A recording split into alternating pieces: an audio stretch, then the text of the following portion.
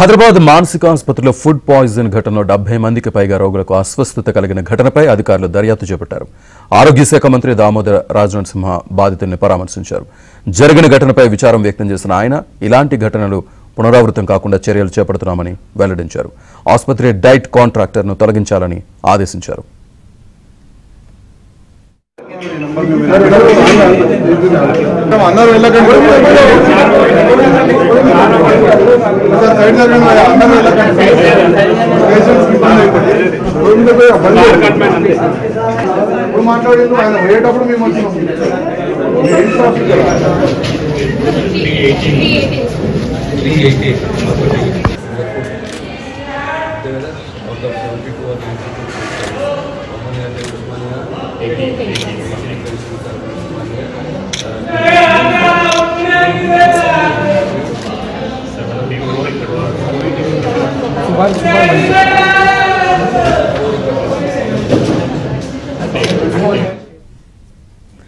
హైదరాబాద్ మానసిక ఆసుపత్రిలో food poison ఘటనలో 70 మందికి పైగా రోగులకు అస్వస్థత కలిగిన ఘటనపై అధికారులు దర్యాప్తు చేపట్టారు.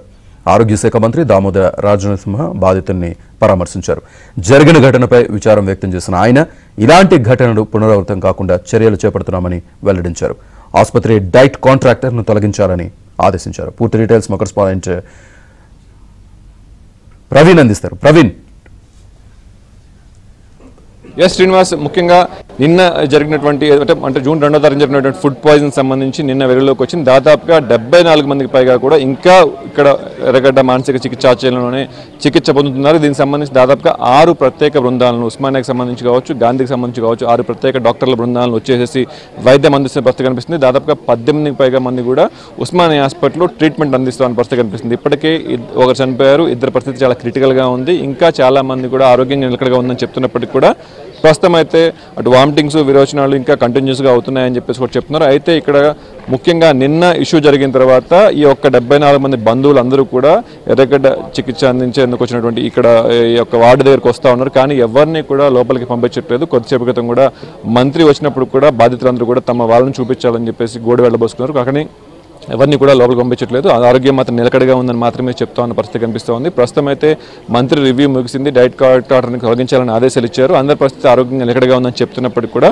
ప్రస్తుతం బయట మాత్రం 2 అంబులెన్స్లను కూడా 3 అంబులెన్స్లు సిద్ధంగా ఉంచారు.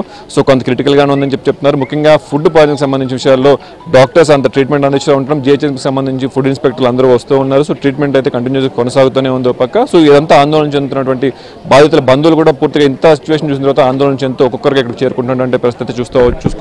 మనం చూసుకోవచ్చు పూర్తిగా కూడా దాదాపుగా ఈ యొక్క వార్డు చుట్టూ కూడా దాదాపుగా బంధువులు, పేషెంట్ వచ్చే వాళ్ళు కావచ్చు, కాంగ్రెస్ నాయకులు కావచ్చు వచ్చారు. సో ఇంత ఆందోళన చూసిన తర్వాత కాంగ్రెస్ నాయకులు అటు రాజ్యసభ సభ్యులు అనిల్ కుమార్ యాదవ్ కూడా వచ్చి బాధితులను పరామర్శించేందుకు సూపరింటెండెంట్తో లోపలికి వెళ్ళినటువంటి పరిస్థితి కనిపిస్తోంది. ప్రస్తుతం ఆయన కూడా బాధితులను పరామర్శిస్తూ ఉన్నారు. అయితే డైట్ కాంట్రాక్టర్ విషయంలోనే కాదు, ప్రభుత్వ హాస్పిటల్లో ఎక్కడ చూసినా కూడా ఇలానే డైట్ అంతా ఉంది. ఇప్పటికే గాంధీ హాస్పిటల్లో ప్రతిరోజు కంప్లైంట్లు వస్తున్నాయి, ఉస్మానియాలో కంప్లైంట్లు వస్తున్నాయని చెప్పేసి బాధితుల బంధువులు దామోదర రాజనరసింహని కూడా నిలదీసినటువంటి పరిస్థితి కనిపిస్తోంది. ప్రస్తుతం మనం మనతో ఉన్నారు. సో అడుగు తెలుసుకుందాం ఎలా ఉంది పరిస్థితి ఏంటి. బీజేపీ వాళ్ళు కూడా ఉన్నారు, వాళ్ళు కూడా చెప్తా ఉన్నారు. సో ముఖ్యంగా బాధితుల బంధువులను ఎవరిని లోపల పంపించట్లేదు, ఓన్లీ డైట్ కాంట్రాక్ట్ రద్దు చేశామని చెప్తున్నారు. సో ఎక్కడ చర్యలు తీసుకుంటున్నారు, మిగతా సూపరింటెండెంట్ విషయంలో కావచ్చు, ఆర్ఎంఓ విషయంలో కావచ్చు, ఎలాంటి చర్యలు తీసుకోలేదు, ఏం చెప్తుంది మీరు?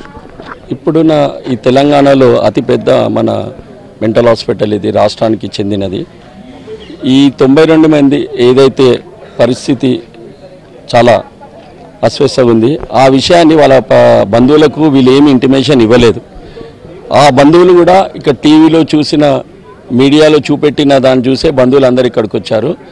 మేము అనుకునేది ఏంటంటే 92 మంది కన్నా ఎక్కువ మంది అస్వస్థ అయినారేమో, ఆ విషయాన్ని ప్రకటించడం లేదు బయట. ముఖ్యమైన విషయం ఏంటంటే సూపరింటెండెంట్ గారు అక్కడ ఉన్న వాళ్ళ ఎవరైతే అటెండెంట్స్ ఉంటారో వాళ్ళకి సరైన సమాధానం ఇవ్వడం లేదు, వాళ్ళని లోపల పంపలేదు, ఎవరెవరు ఏమైనా నిలలేదు. ఒక వ్యక్తి సో ప్రస్తుతం అయితే అది పూర్తిగా కూడా సూపరింటెండెంట్ కూడా పూర్తిగా మొబైల్ స్విచ్ ఆఫ్ చేస్తూ ఉంది. బంధువులు సమాచారం ఇవ్వట్లని చెప్పి ఆందోళన చెందుతూ ఉన్నారు. సో ఎప్పటికప్పుడు హెల్త్ బులెటిన్ రిలీజ్ చేయాలని చెప్పేసి కూడా వీళ్ళందరూ కూడా కోరుతున్న పరిస్థితి కనిపిస్తూ ఉంది. శ్రీనివాస్.